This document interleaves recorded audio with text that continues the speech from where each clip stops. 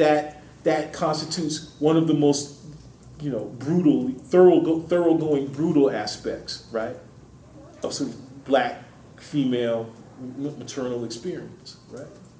So it's the terrible beauty of something like a kind of general dispersion of the maternal within black sociality, which then, of course, somebody like Mingus would be exemplary of the figure who tries to disavow this dispersion. He's like, I don't want that shit, Why should I have to take it? Why should I have to do this? Right? So, you see what I'm trying to get at is I'm not just trying to, it's not about just trying to say, okay, this is a responsibility that accrues to the maternal. The experience of that accruing, or whatever that word would be, the experience of that shows up as a specific element within black women's experience. But it is at the same time also something that black women's experience is also something that is dispersed and handed down. And that dispersal ought to be understood as both a chance, but also as the intensity of a mark of an even further, of a greater brutality. Right? So that's. Speaking as a guest of Critical Theory this quarter, I want to say, first of all, it's been a privilege and a pleasure to sit in on this conversation among friends.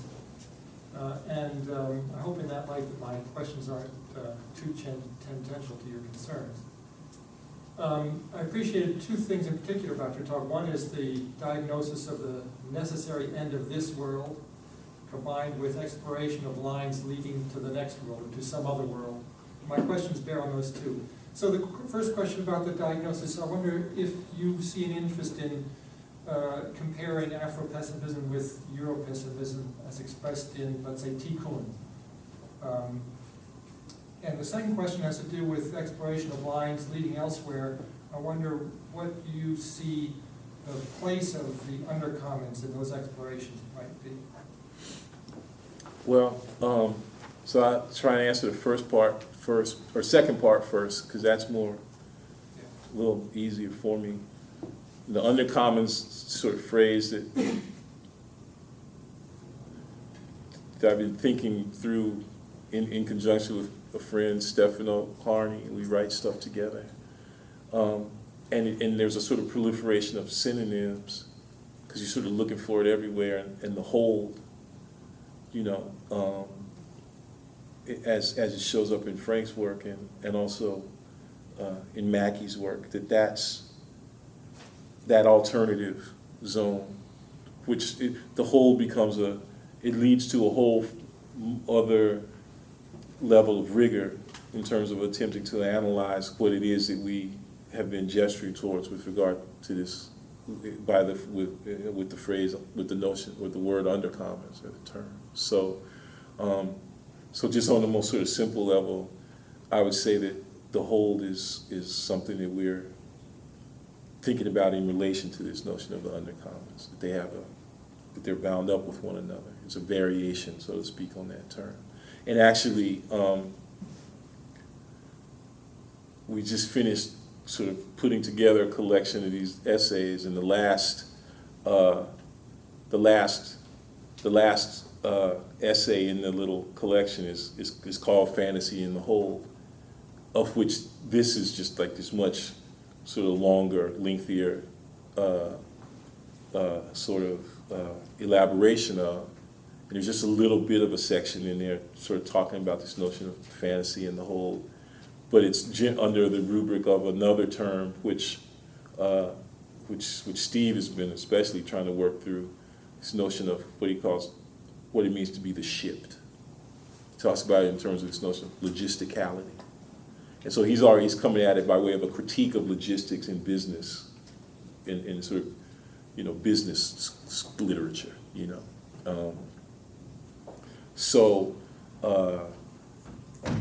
and also this new term, when I was thinking about this in relation to what you were saying too, Arlene, and also Laura, about this sense of being a brushing or a rubbing, this notion of what he calls hapticality, a certain sort of notion of touch, so all of that stuff is sort of, I don't know if that answers, or that's,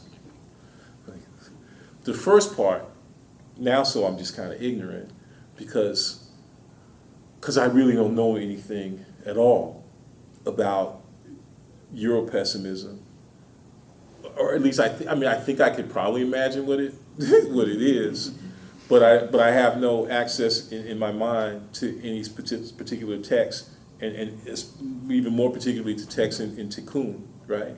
Um, so if you could say something more about it, then I could try to address it. Well, it is particularly the Tikkun journal that I'm thinking of, although it has relations to Agamben and other figures Okay. who have perhaps a wider dissemination.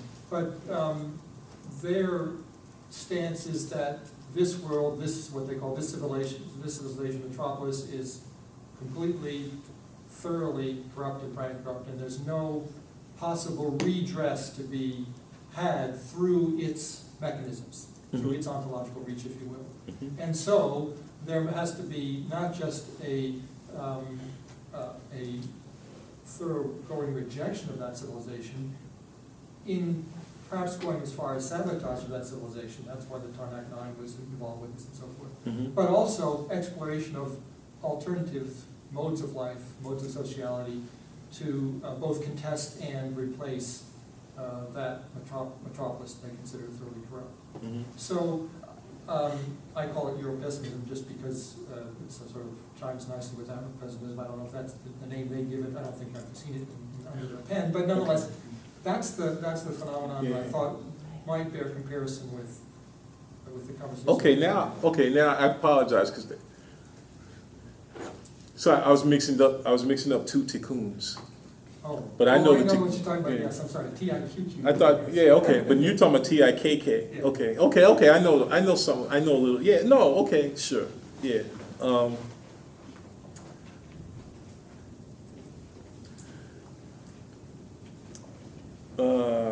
Well, I think there's definitely, an affinity. I think. And it's an interesting question because it raises two questions for me. First question is, I think of the Tikkun stuff, the coming what is it? They wrote this little, the coming insurrection. Yeah. Imaginary committee, yes. Okay. Coming insurrection. So, yeah, I mean, my sense of it is that it's kind of moving out of a certain kind of social space that, a certain kind of, efflorescence of autonomous thought, of a certain kind of anarchist thought. And I guess I have, an affinity for that thinking in ways that, so I think that that there's an affinity there with regard to the stuff that I'm trying to put forward. And I think it remains, I mean, I'd rather kind of hear what Frank has to say about it, because for me, it just raises interesting questions about what possible affinities there would be, okay? But my tendency is to think that even though there are certain kinds of affinities which I would like to recognize, we were talking about this in Nam's office right before this, there'll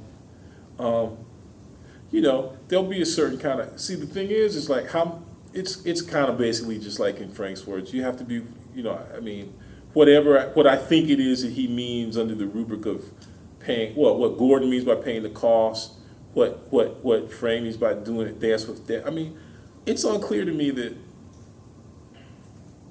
I don't know that Europessimism, my sense of it is when I read their work is that there's a certain set of theoretical maneuvers and a richness and theoretical depth in the discourse of Afro-pessimism